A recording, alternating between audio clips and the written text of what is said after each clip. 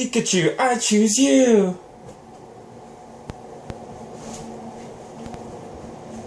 Just kidding.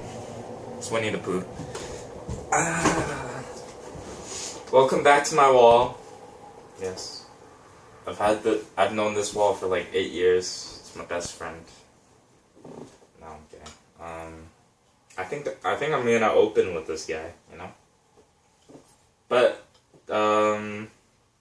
I guess, I'll just say how, I met this little guy.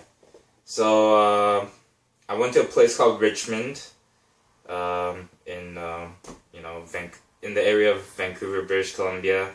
There's this city, I guess, called Richmond, and I went to a mall there called Parker Place, and, was with a couple of girls, and we were at the arcade, and they were, checking out the games and stuff. Eventually, they ended up at this machine. I think it's called Stack, or a Stack machine, or whatever. It's where it kind of resembles Tetris in a way. It's just that you have these like red little blocks. At the very first set, you'll have 3 show up, and then if you lose, and you're trying to stack it on each other, so there's like maybe 15 rows or whatever, let's say 15, and the first row you'll start off with 3 blocks, so that's the easiest, you just place the 3 blocks. The second row, you want to try your best to stack it on top of it. If you miss like 1 or 2, they drop off, and you'll only start with that block, how many blocks you're left the next time. But if you get everything perfectly, it'll reduce at like 10, level 5 you'll have 2, at level 10 for the grand prize you'll have, 1 more block, and it gets faster and faster. So I played that game. The girls offered me to play. It was my first time ever. So I was kind of nervous, and I had my earphones and everything. Earphones and everything, and I was really serious. I was really in it, and I actually won. So it was my first time ever. I actually won. I won this little guy, Winnie the Pooh. On its ear, it actually says Mary. I don't know if you can see that. And, it's made in China! No, I think it's made in China. I think it's made, yeah, I'm pretty sure it's made in China. It's made in China. Okay, whatever. Anyway, I like this little guy. I don't know if, whether or not to call him or her a her or a him, but, I really like this. It's very soft. Well, it's okay. I just like, the making of it. The detailing, it's very nice. Anyway, I was actually planning to give it away to one of the girls I was with, but they were like, you should keep it. And, till this day, I've had it. It's been with me for like a few years or something, and I really like it. I might give this away one day. You never know. You never know. Okay, so that's the story with Winnie the Pooh here. So this week's vlog is it's pretty much like a video response, I guess.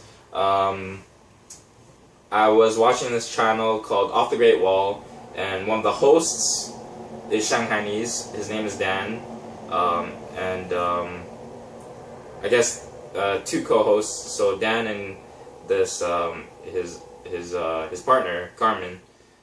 They were talking about how this Caucasian male went to Shanghai to spend 4 or 5 years of his life there, and he actually learned Shanghainese.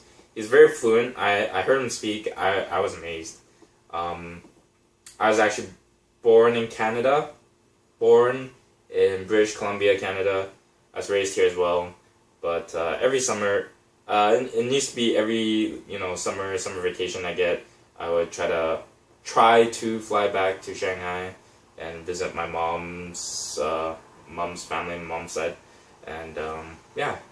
So I was blown away. This Caucasian guy was walking up to people, to the Shanghainese people, in fact, and trying to talk to them in Shanghainese, which he does, or which he did, but like these kids or these next generation cannot speak it because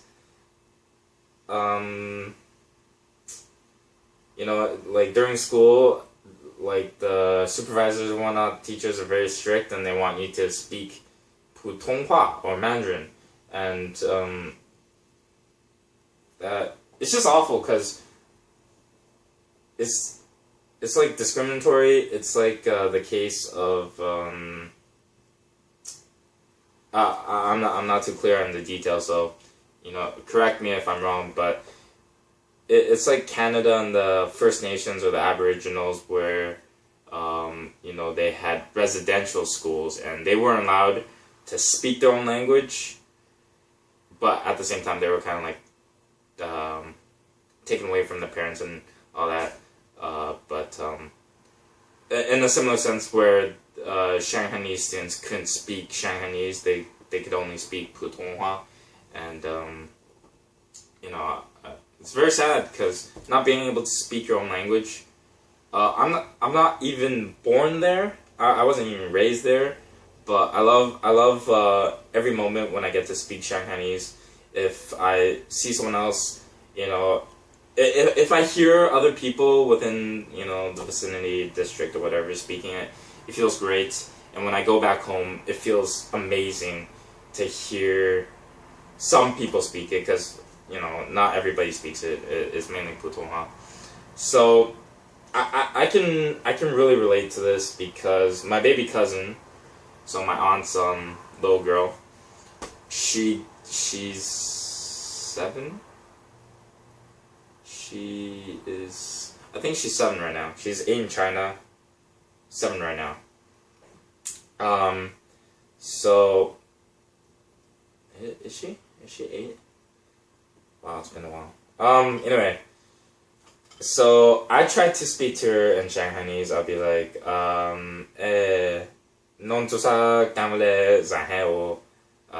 So I was basically saying, how come you're not speaking Shanghainese, and she replied back to me in Mandarin, which is unfortunate.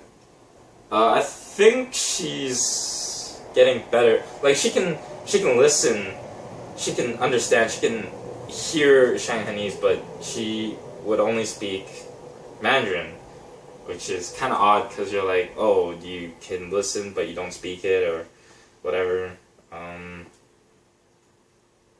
And yeah, man, I'm tired. Well, long day today, and it's Vancouver. But yeah, I mean,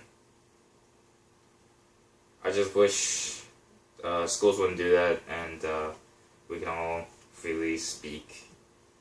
I mean, during class, speak whatever you gotta speak, but don't alienate other languages. Yeah. So now I'm just gonna say a bunch of random stuff in Shanghainese. Okay. What should I say? How about this? This is gonna be my end for now. 这位午餐节苦多农 Okay.